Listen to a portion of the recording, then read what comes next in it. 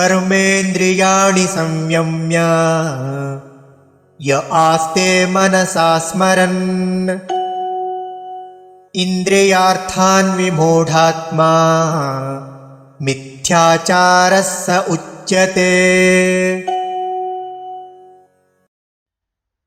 कर्म इंद्रियाणि संयम्य यः आस्ते मनसा स्मरन् इंद्रियार्थान् विमूढात्मा मिथ्याचारः सः उच्यते।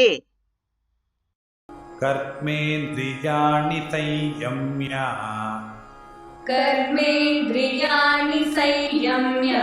य आस्ते मनसा स्मरन् इन्द्रियार्थान् विमूढात्मा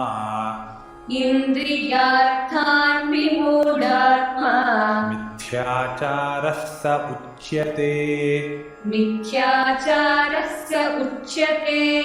कर्मेन्द्रियाणि संयम्य य आस्ते मनसा स्मरन्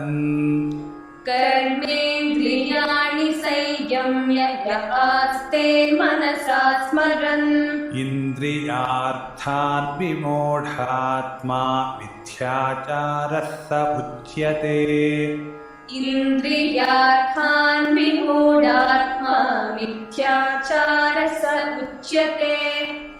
कर्मेन्द्रियाणि संयम्य य आस्ते मनसा स्मरन् इन्द्रियार्थान् विमूढात्मा मिथ्याचारः स उच्यते।